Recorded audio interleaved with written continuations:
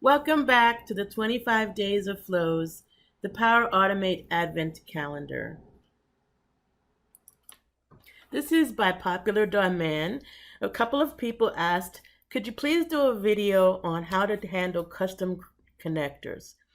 And I toddled back and forth on whether or not I wanted to do this, just because I might lose a couple of my newer users and my beginner users. I don't want you to be discouraged by some of these more complex topics. So I'm dedicating these two last flows to those people who are more advanced and are looking to make custom connectors. However, I will say this. It's worth your time if you're new to understand what a custom connector is and what the different pieces of it are. So basically, looking at this screen, this is by now something you're familiar with. You go to add an action in your flow and you have to type a connector name. And then the connector name comes up in the little row for connectors. Let's see if I can get my laser pointer to show up here.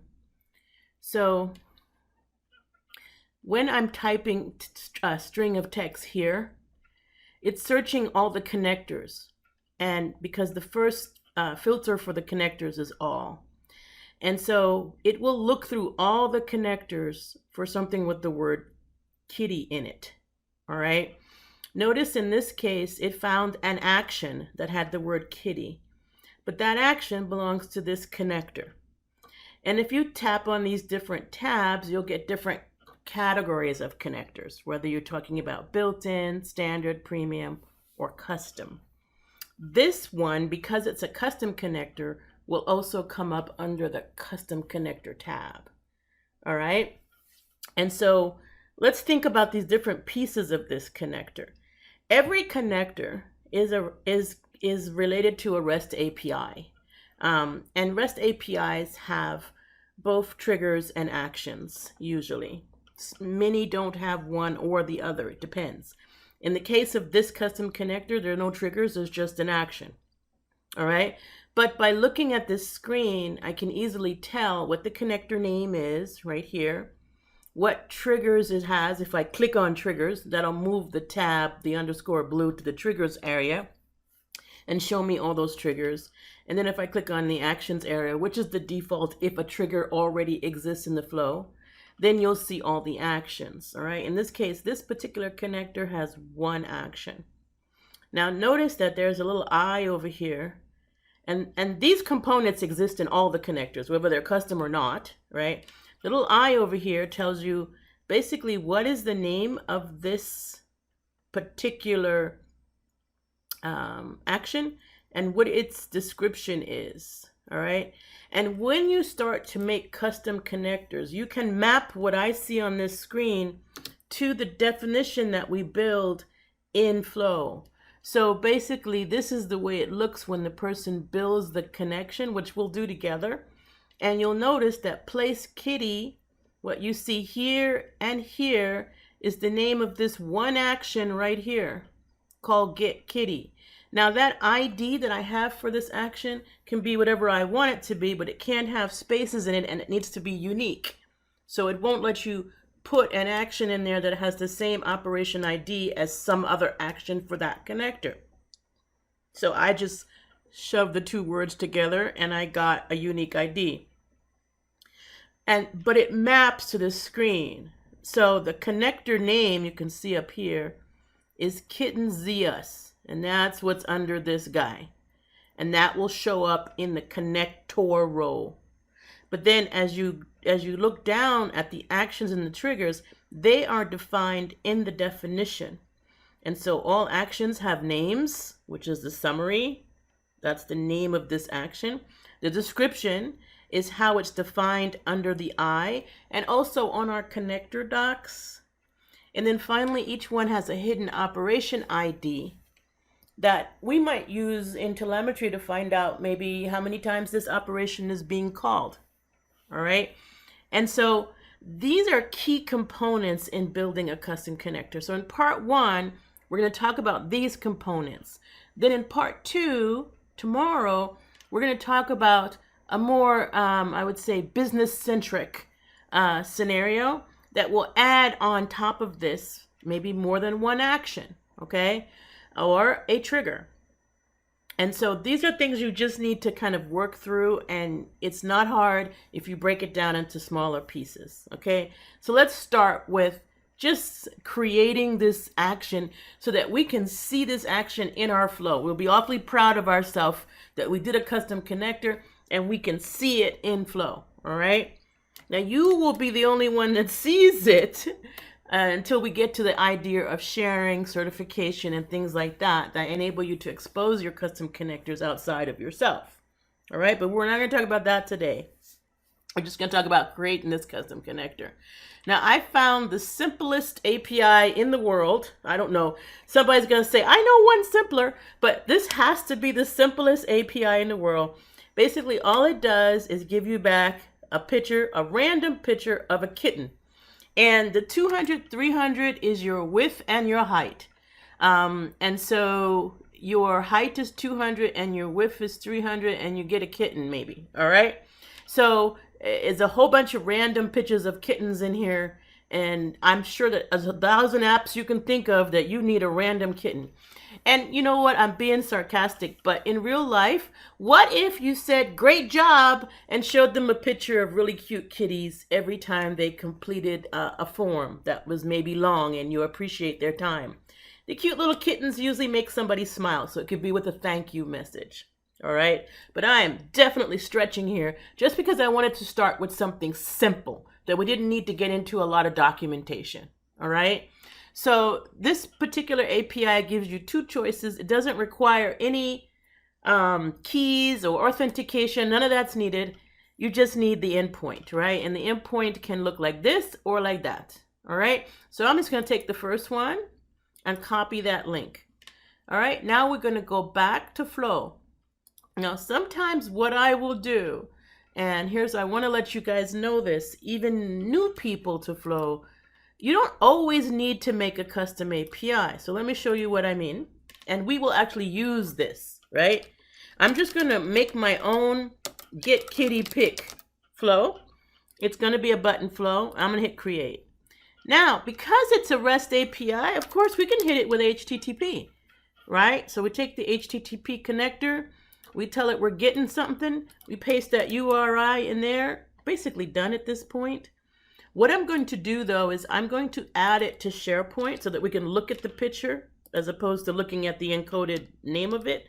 So I'm just going to use create file, take myself into a SharePoint site, and let's just pick my adaptive cards site. Adaptive cards. And then my folder path is going to be my pictures library. And then the file name is going to be my kitten. Again, I'm not worried about unique names and stuff because we're just learning some custom API stuff. And then right here, my file content is what this API gives you back.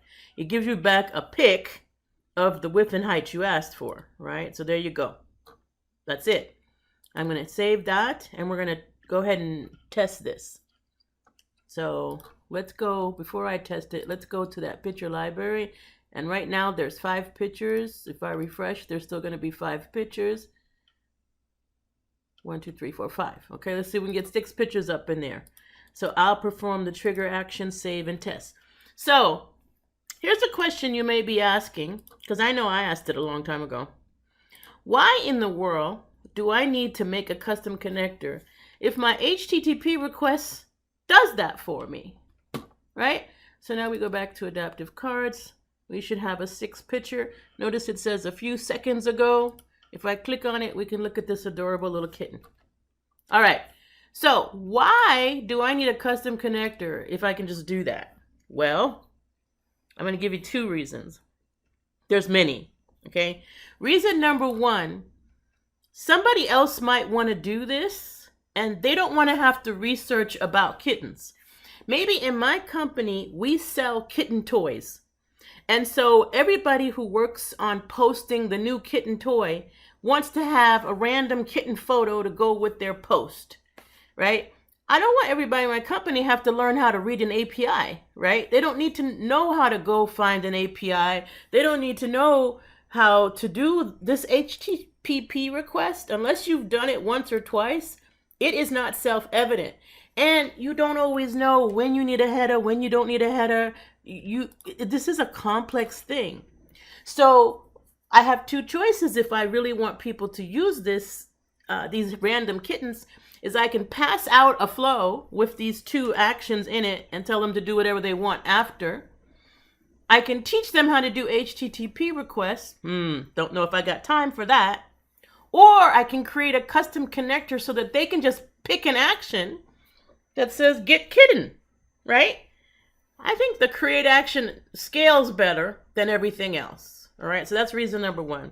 Reason number two is depending on the API request that we're making, that REST API may have many different types of things that can happen. Get methods, post methods, all kinds of methods.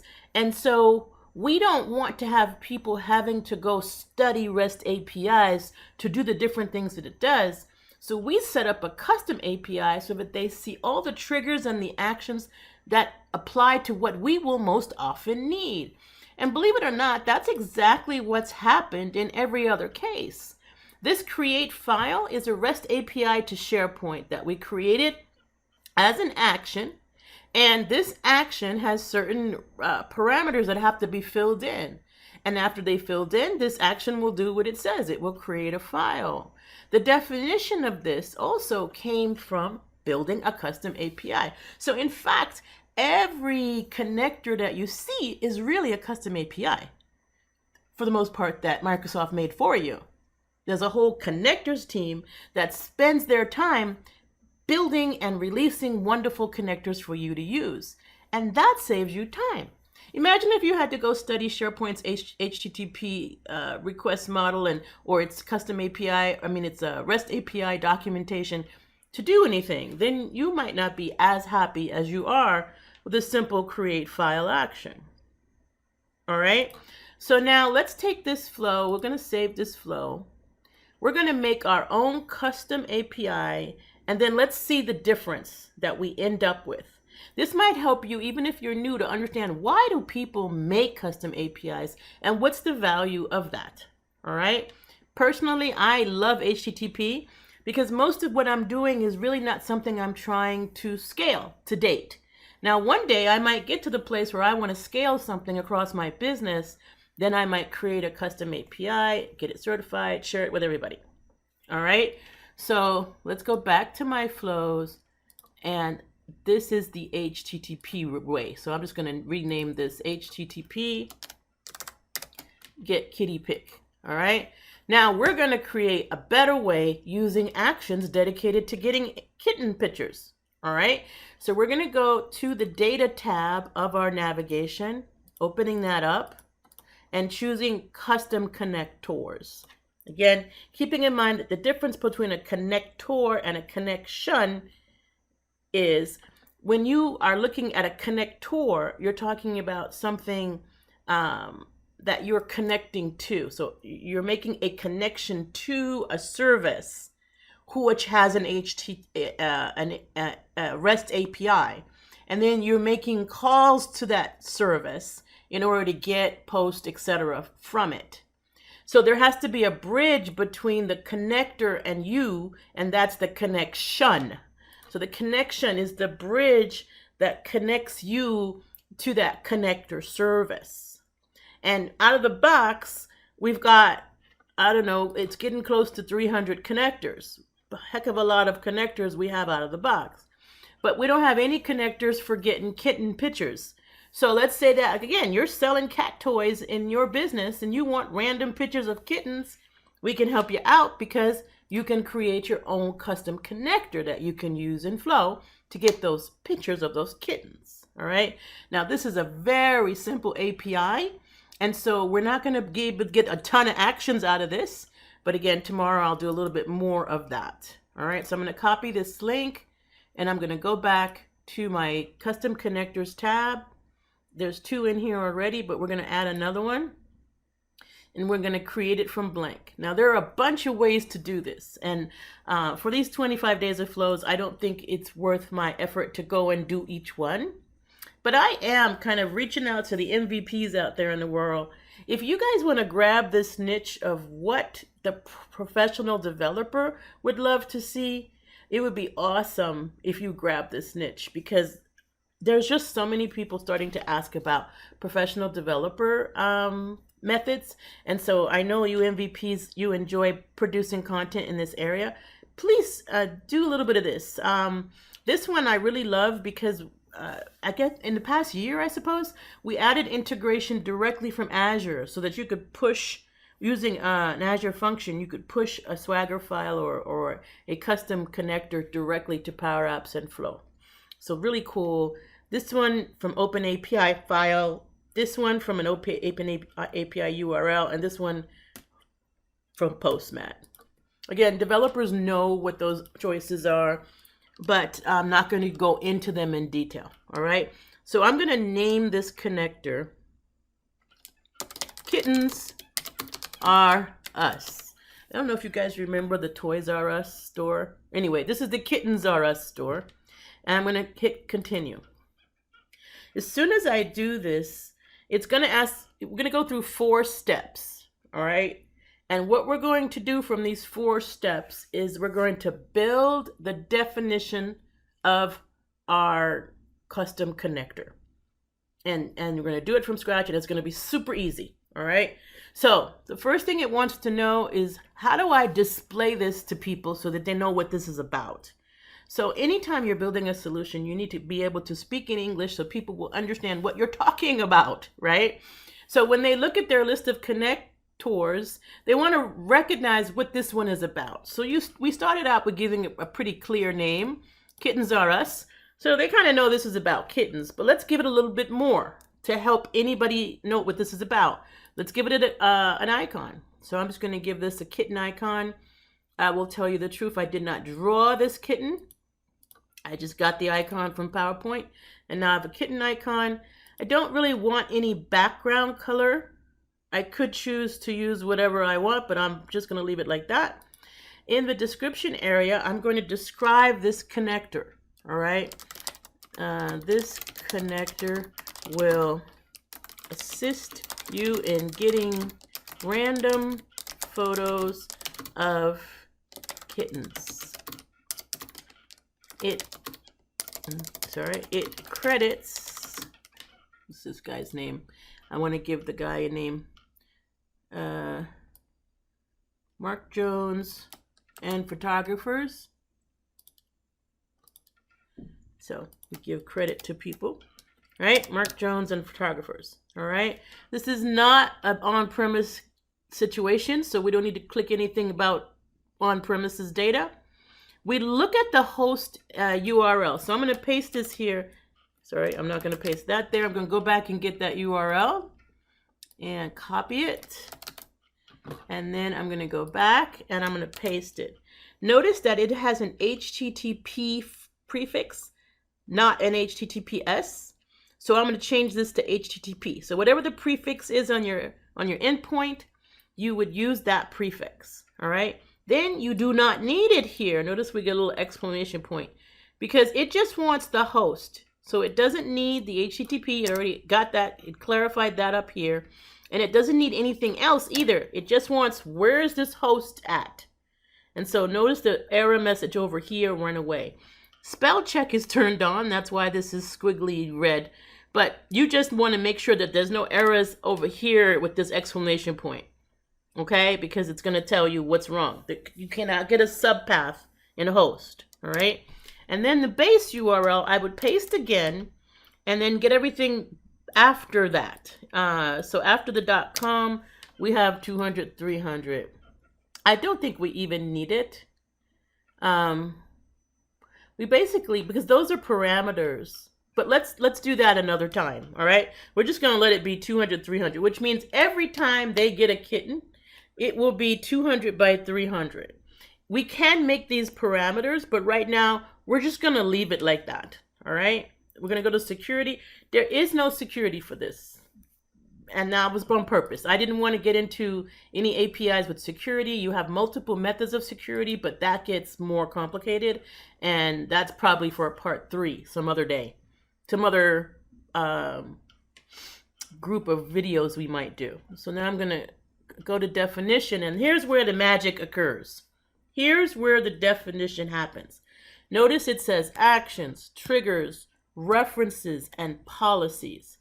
So every connector can have any one of these 4, any 2, 3, any combination of these 4 things.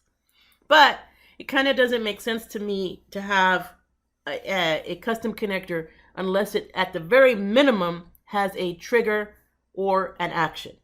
Okay? So it needs one of these things, but can have any combination of the 4. And it actually takes the time to define for you what these things are. A trigger, triggers read data in from your connector. A trigger focuses on a particular event that happens, say a new contact or order being created, and provides the relevant data so that users can take actions.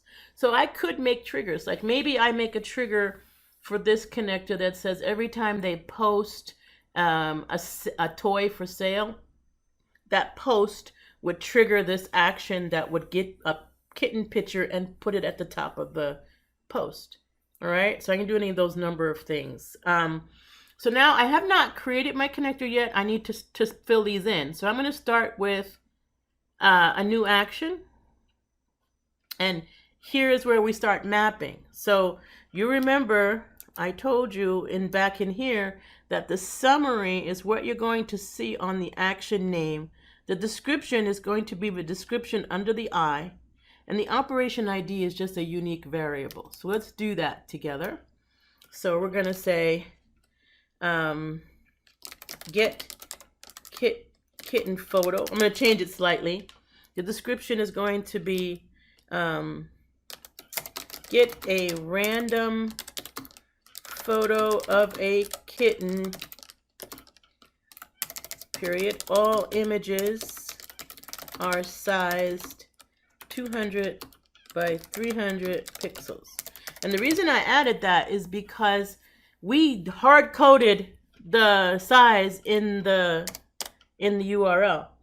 We hard coded it. Now later on we might add that as a variable, or a parameter. But right now we're going to let it stay hard coded. And then we're going to say here the operation ID. I'm just going to put the whole thing shoved together as one word. Then I know it's unique.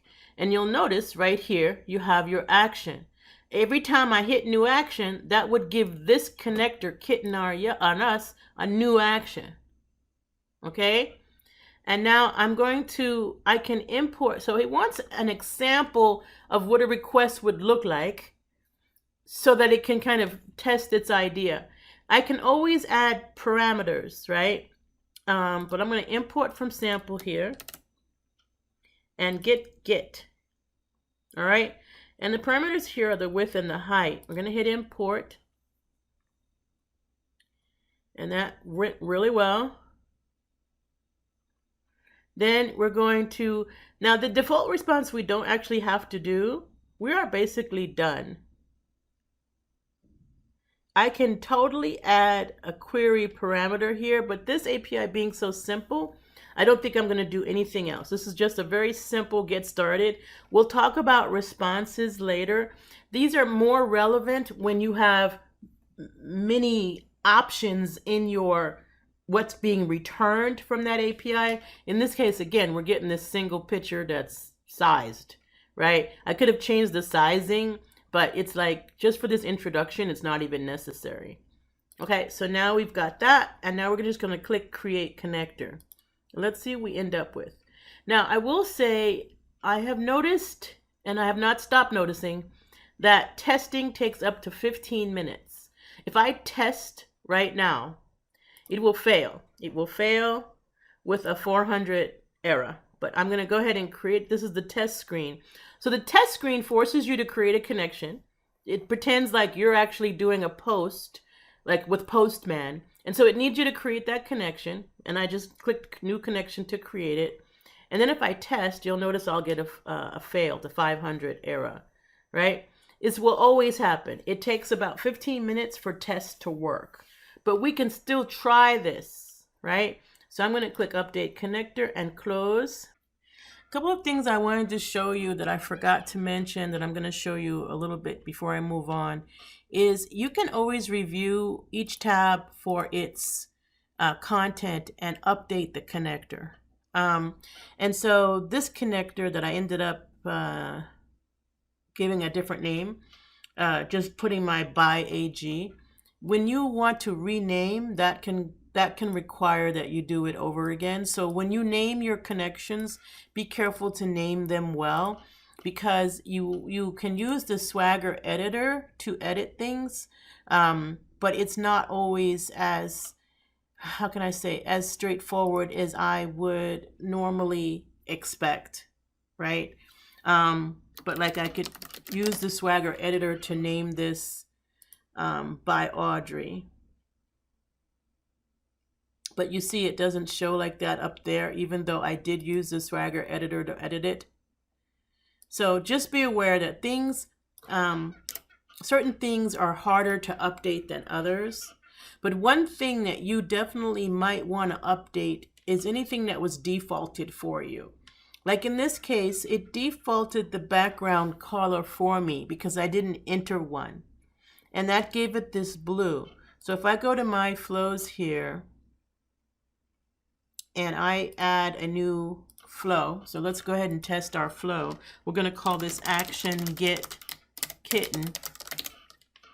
We're going to use a button to manually trigger it, but then we're going to add our new action. So if I type kit, you'll see it here. Here's my connector. Here's my action name, always on top of the connector name. And here's my description. What you'll notice is that default blue is here. But more important than that default blue is that color, that color also drives the color of this bar here.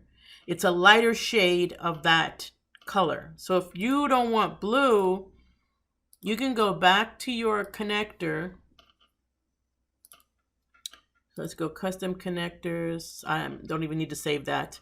I'm going to edit this and we're going to change this, right? So basically what I do is I just open up a new tab and say HTTP hex colors.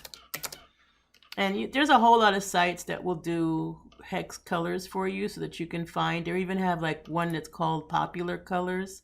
So you can get all the popular colors. But let's take, I'm going to take any one of these colors. Let's take this one right here.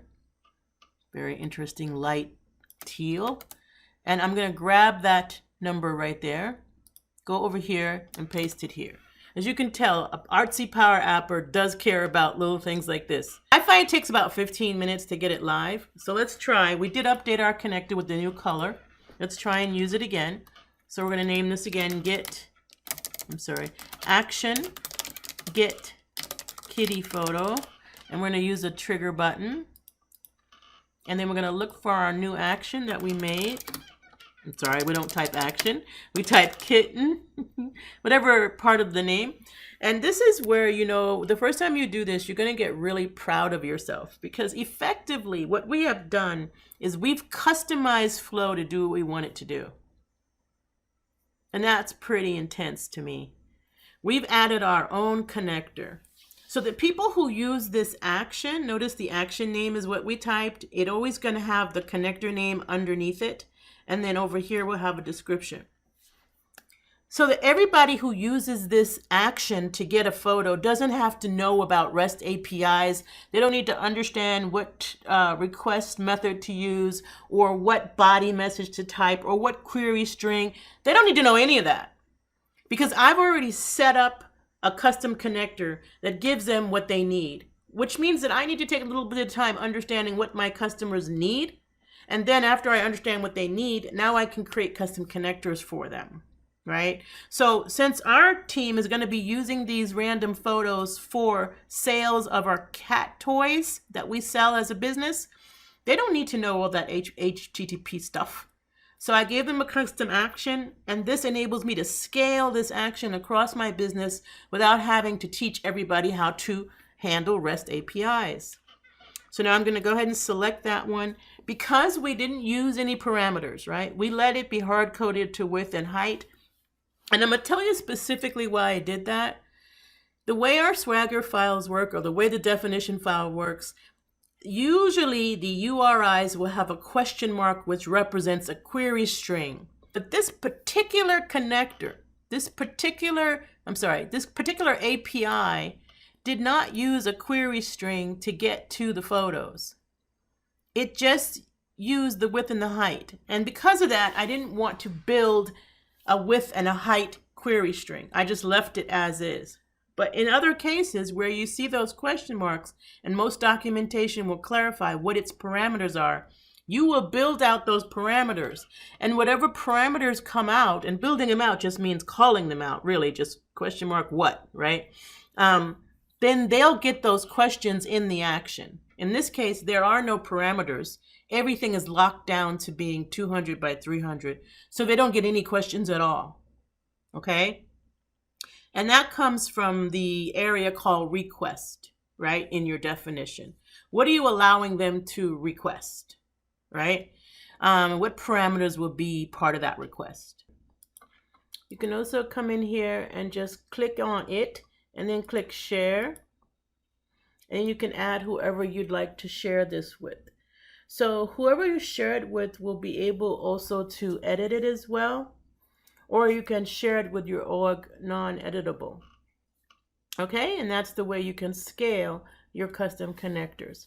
In part 2, we'll talk more about custom connector heads up, how to handle adding parameters to your actions, and then we'll wrap up our 25 days of flows with a warm, happy holidays and a little special something for you as well. Have a great holiday season, and I'll be talking to you on the last day of 25 days of flows tomorrow.